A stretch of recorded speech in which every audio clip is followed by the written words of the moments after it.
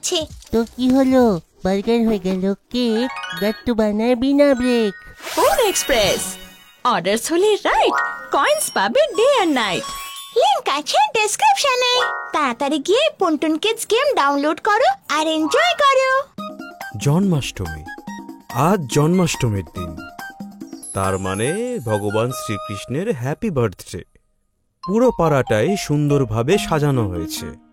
কোথাও ফুল দিয়ে সাজানো আছে, কোথাও আলপনা করা হয়েছে, কোথাও পাতা হয়েছে দইয়ের হাড়ি, আবার কোথাও সাজানো হচ্ছে আমাদের প্রিয় শ্রীকৃষ্ণের দোলনা। সন্ধেবেলায় পাড়ায় একটি পুজো হওয়ার কথা আছে, আর মা তার জন্য মাখন মিষ্টি বানাচ্ছে। কিছুক্ষণের মধ্যেই এক বাটি মাখন মিষ্টি তৈরি হয়ে যায়। আজকে আমি লাড্ডু গোপালকে দেব মাখন আর মিষ্টির ভোগ। আজ ওনার জন্মদিন। মা মাখন মিষ্টিকে একটা সাদা কাপড় দিয়ে ঢাকা দিয়ে সেখান থেকে চলে যায়। আর তখনই হয় কিচেনে গাট্টুর এন্ট্রি। আরো ধীরে ধীরে পা ফেলে মাখন মিষ্টির দিকে এগোতে থাকে আর সাদা কাপড়টিকে সরিয়ে ফেলে।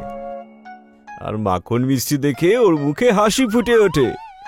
মনে হচ্ছে মা কোনো স্পেশাল আইসক্রিম বানিয়েছে। টেস্ট করে দেখি কিরকম হয়েছে।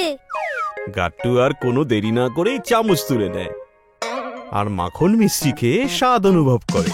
আর যখনই মাখন মিষ্টির স্বাদ ওর মুখে মিলিয়ে যায়, ও চোখ বন্ধ করে সেটা স্বাদ অনুভব করতে শুরু করে। এটা তো খুব দারুণ জিনিস, আরো একটু বেশি করে খেয়ে নি। গাট্টু আরো এক চামচ খেয়ে নেয়, কিন্তু ওর মন তাতেও ভরে না। আর তারপর ওর হাত থামারই নাম নিচ্ছিল না। কিছুক্ষণের মধ্যে মাখন মিষ্টির বাটিটা পুরো খালিই হয়ে গেল। গাট্টুর মুখে মাখন মিষ্টির একটা বড় গোফ তৈরি হয়ে গেল। আর তখনই সেখানে চিঙ্কির আবির্ভাব হলো।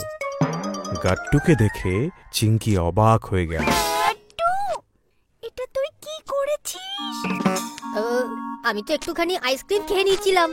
গাট্টুর কথা শুনে চিঙ্কির মাথায় হাত পড়ল। আরে ওটা আইসক্রিম নয়, মাখন মিছরি ছিল। আর মা ওটা শ্রীকৃষ্ণের জন্য বানিয়েছিল, কেননা আজকে জন্মাষ্টমী। ও নো, এবার আমি কি করব? যদি মা জানতে পেরে যায় তাহলে তো খুব প্রবলেম হয়ে যাবে।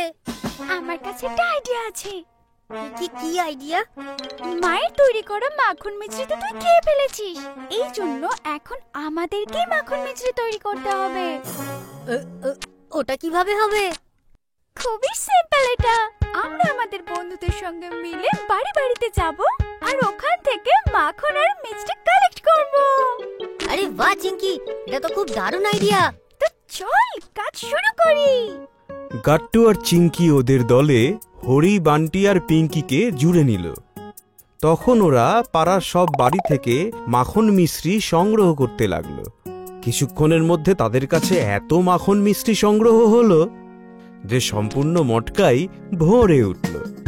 আরে বাহ, আমরা তো ভাবতেই পারিনি যে আমরা এতগুলো মাখন আর মিষ্টি একসাথে করে নেব। আচ্ছা, যদি এরকম ব্যাপার হয় তাহলে আমরা একটু মাখন আর মিষ্টি একটু একটু করে খেয়ে নি না? না না না, যদি একবার আমরা খাওয়া শুরু করে দিই তাহলে নিজেদেরকে আর আটকাতে পারবো না। মাখন মিছরি কি সত্যি খুব টেস্টি। হ্যাঁ, আইসক্রিমের থেকেও বেশি টেস্টি। কিন্তু এটা শ্রীকৃষ্ণকে ভোগ দেবার পরেই আমরা খাবো। Perfect idea. কিছুটা দূরেই মন্টি দাঁড়িয়েছিল। মাখন মিষ্টির হাড়িটা দেখে ওর মনে একটা দুষ্টু বুদ্ধি এলো।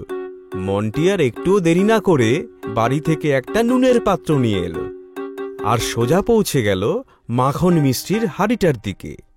মন্টি যখনই মাখন মিষ্টিতে নুন ঢালতে গেল, গাট্টু চট করে এসে ওকে আটকে দিল।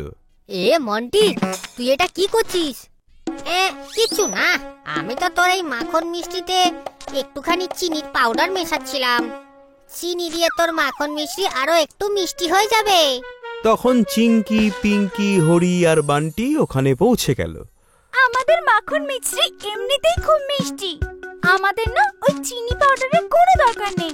তোরা আমাকে আটকাতে পারবি না। এই মাখন মিষ্টিটা পুরো কলোনিতে সবাই খাবে, আর এই কলোনিতে আমিও থাকি।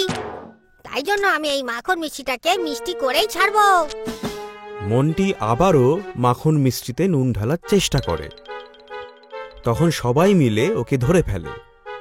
মন্টি সমস্ত শক্তি দিয়ে ওর হাত ছাড়ানোর চেষ্টা করে, কিন্তু কিছু করে উঠতে পারে না। কিছুক্ষণের মধ্যেই সম্পূর্ণ নুনটা মাটিতে পড়ে গেল। খানিকটা নুন গাট্টুর টি শার্টেও পড়ে গেল। ও সেটা একটু আঙ্গুল দিয়ে নিয়ে টেস্ট করলো। এটা তো নুন। তখন বাকি সবাইও একটু করে আঙ্গুলে নিয়ে টেস্ট করতে লাগলো। এটা তো লবণই। মানে তুই এতক্ষণ ধরে আমাদেরকে বোকা বানাচ্ছিলি? সরি বন্ধুরা, আমি একটু ভুল করে ফেলেছিলাম। এই ভুলের শাস্তি তোমাকে পেতেই হবে। না না, আমাকে কোনো সাজা দিস না। আমি এরপর থেকে এরকম কাজ আর করবো না। আর হ্যাঁ, আমার কাছে একটা আইডিয়া আছে। এই মাখন মিষ্টিটাকে আরো বেশি টেস্টি বানাতে পারে। না না, আমার তোদের কোনো আইডিয়া দরকার নেই। আমরা একবার বোকা হয়ে গেছি, বারবার আর হব না। আমার কথার উপর বিশ্বাস কর বন্ধুরা, এইবার আর কিছু ভুলভাল করবো না আমি। তোরা শুধুমাত্র 5 মিনিট ওয়েট কর, আমি এই গেলাম আর এই এলাম। মন্টি ওখান থেকে চলে গেল, কিন্তু যখন ফিরে এলো তখন ওর হাতে ছিল কাজু, বাদাম আর পেস্তার বড় বড় প্যাকেট। আরে বাহ মন্টি, এটা তো খুবই কুল আইডিয়া। তো চলো বেশি দেরি না করে এই কাজু বাদাম আর পেস্তাকে মাখন মিশ্রির সঙ্গে মিক্সড করে দিই। সবাই মিলে চটপট করে কাজু, বাদাম আর পেস্তাকে মাখনের মধ্যে মিশিয়ে দিল। মাখন মিষ্টিকে এখন আরো সুন্দর দেখতে লাগছে। সন্ধে হওয়া মাত্রই সবাই মিলে মায়ের সামনে ওই মাখন মিষ্টির হাঁড়িটা নিয়ে উপস্থিত হলো। ও, তো তোমরা সকাল থেকে এটাই বানানোর জন্য ব্যস্ত ছিলে? হ্যাঁ মা, তোমার বানানো মাখন মিষ্টি তো আমিই খেয়ে ফেলেছিলাম না।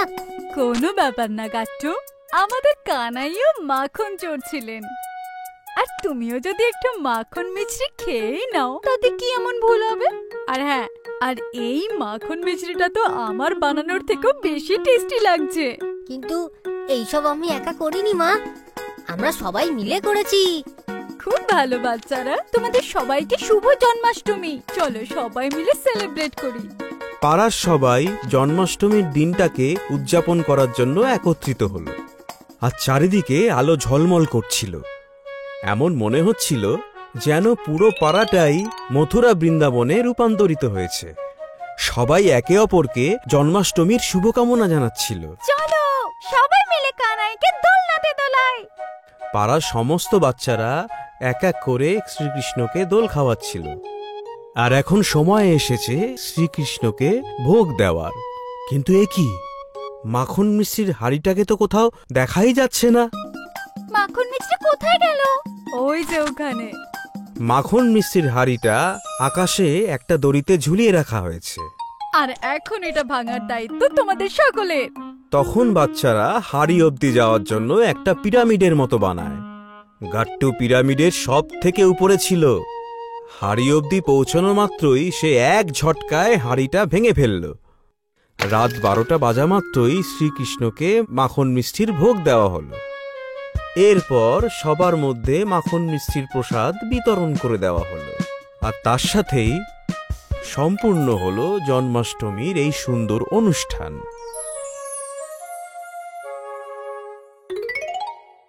আপনাদের যদি আমাদের ভিডিও ভালো লেগে থাকে তো আমাদের ভিডিওকে লাইক করুন, কমেন্ট করুন আর সাবস্ক্রাইব করুন।